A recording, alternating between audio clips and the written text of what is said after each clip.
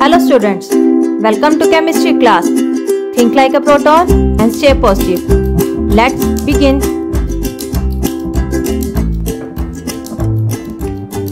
Now next topic of this chapter is allotropes of carbon.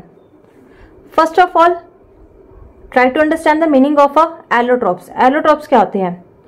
Allotropes is generally a property of any element in which they form different physical forms but their chemical properties remain same. Carbon में क्या है? Allotropes क्या है? एक तरह की property है किसकी? कार्बन की, जिसमें कार्बन डिफरेंट फिजिकल फॉर्म बना सकता है. फिजिकल फॉर्म मतलब उसकी डिफरेंट शेप्स हो सकती हैं, बट उसकी जो केमिकल प्रॉपर्टीज होंगी वो सेम रहेंगी. सेम क्यों रहती है? क्योंकि एलिमेंट तो वन ही इन्वॉल्व हो रहा है फॉर्मेशन में. एलिमेंट कौन सा इन्वॉल्व हो रहा है? कार्बन. एक ही एलिमेंट इन्वॉल्व हो रहा है और उस एलिमेंट की रिएक्शन करने की कैपेसिटी भी क्या रहती है? सेम रहती है. So its chemical property remain same. अब कार्बन के एलोट्रोप की डेफिनेशन क्या है? The property of carbon in which carbon forms two or more different physical forms, जिसमें कार्बन दो या दो से ज्यादा डिफरेंट फिजिकल फॉर्म्स बना सकता है but have same chemical properties. Same chemical property रहेगी. अकेला कार्बन ही नहीं है जो एलोट्रोपिक नेचर शो करता है. इसके अलावा बहुत सारे एलिमेंट्स हैं जो एलोट्रोपिक नेचर शो करेंगे, बट आपके सिलेबस में सिर्फ एक के बारे में डिस्कस करना है, दैट इज अ कार्बन. फिर भी मैं आपको नेम बता देती हूं कि कार्बन के अलावा कौन एलोट्रोपिक प्रॉपर्टी शो करते हैं. Phosphorus is show the allotropic nature. Sulfur or tin. These are the some elements which also show allotropic nature. अब कार्बन के कौन कौन से एलोट्रोप्स होते हैं? There are three main allotropes of carbon. Three main allotropes हैं carbon के. First one is a diamond. Diamond आपको बताया बच्चे ज्वेलरी में यूज किया जाता है और शाइनिंग सब्सटेंस है एक तरह से. Graphite which is use as a form of a lead in pencil. जो पेंसिल में लेड होती है वो क्या होता है? बेसिकली एक ग्रेफाइट होता है. Fullerenes is third allotrope of carbon. अब हम एक एक करके इनके बारे में डिस्कस करते हैं. First one is a diamond. Diamond क्या है? Diamond is the purest form of carbon. Carbon की प्योरेस्ट फॉर्म है क्योंकि इसे बनने में बहुत टाइम लगता है. थाउजेंड्स ऑफ ईयर लगते हैं डायमंड को फॉर्म होने में. डायमंड में जो कार्बन होता है, एक carbon atom next 4 carbon atom के साथ ज्वाइन करता है. इस तरीके से जैसे ये कार्बन है, ये कार्बन क्या करेगा? क्योंकि कार्बन के आपको पता है बेटा, कार्बन का एटॉमिक नंबर 6 है. अगर हम इसकी इलेक्ट्रॉनिक कॉन्फ़िगरेशन लिखते हैं तो 2 4. इसके लास्ट ऑर्बिट में टोटल नंबर ऑफ इलेक्ट्रॉन्स कितने होते हैं? 4 इलेक्ट्रॉन है, जिसे हम वैलेंस इलेक्ट्रॉन भी बोलते हैं. अब वैलेंस इलेक्ट्रॉन ही क्या करेंगे? बॉन्ड में इन्वॉल्व होंगे. अब इस कार्बन की कैपेसिटी क्या है? 4 बॉन्ड्स को बनाएगा. अब ये क्या करता है? 4 नेबरिंग कार्बन के साथ बॉन्ड बनाता है, जिसमें हर कार्बन अपने नेबरिंग के साथ बॉन्ड बनाएगा और अपने 4 के 4 इलेक्ट्रॉन्स को इन्वॉल्व कर लेगा बॉन्ड फॉर्मेशन में.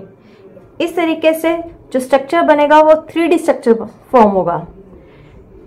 We can say that diamond can form 3D structure.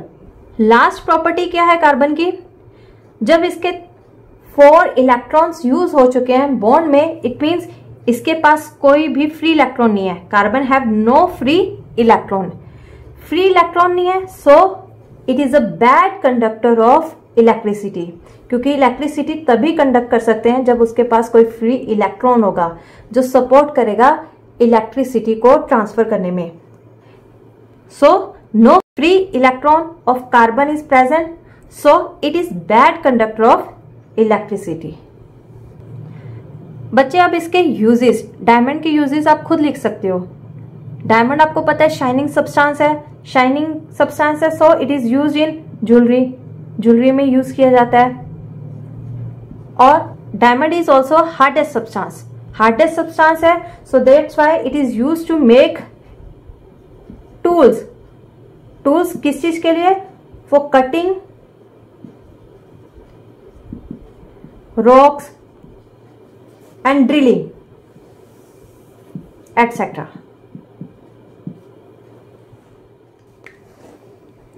Graphite कैसा है? It is a black slippery solid that is a major component of pencil as lead is also purest carbon. Pencils में जो lead पाई जाती है वो भी क्या है? प्योरेस्ट फॉर्म है कार्बन की, जिसे हम बोल देते हैं ग्रेफाइट। ग्रेफाइट में each carbon is joined to 3 other carbon atoms and form flat hexagonal layer. इसमें क्या होता है? कार्बन, एक carbon atom 3 other carbon atom के साथ ज्वाइन करेगा और इस तरीके से एक फ्लैट हेक्सागोनल लेयर फॉर्म कर देगा, और जो एक लेयर होगी दूसरी लेयर के ऊपर एक तरीके से ओवरलैप करेगी, और बीच में जो स्पेस रहेगा वो खाली रहेगा, वेकेंट स्पेस क्यों रहा? क्योंकि एक कार्बन 3 कार्बन एटम के साथ ज्वाइन हुआ है। इसमें क्या हो गया? 1 इलेक्ट्रॉन क्या होगा? लूज रह जाएगा, जो बॉन्ड नहीं बनाएगा, जिसके कारण स्पेस क्या रहेगा? वेकेंट रहेगा। Graphite have 1 loosely held electron, एक लूजली हेल्ड इलेक्ट्रॉन है। Loosely held means which is not involve in bond formation, जो बॉन्ड बनाने में यूज ही नहीं हुआ। Which helps to conduct electricity, यही जो लूजली इलेक्ट्रॉन है, यही इलेक्ट्रॉन हेल्प करेगा इलेक्ट्रिसिटी कंडक्शन में। यानी कि हम बोल सकते हैं ग्रेफाइट इज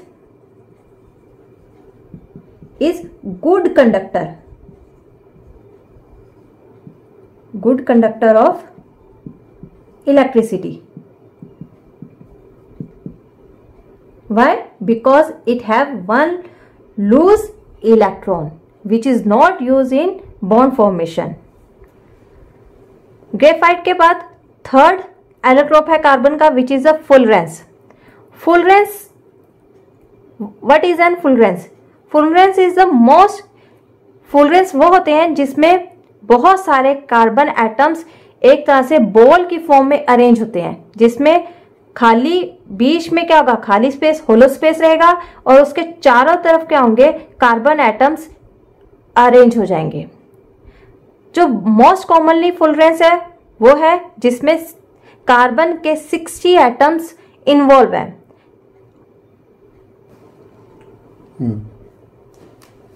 जैसे बच्चे आपको पता होगा फुटबॉल में क्या होता है? इस तरीके से एक ब्लैक बॉक्स होता है और दूसरा क्या होता है?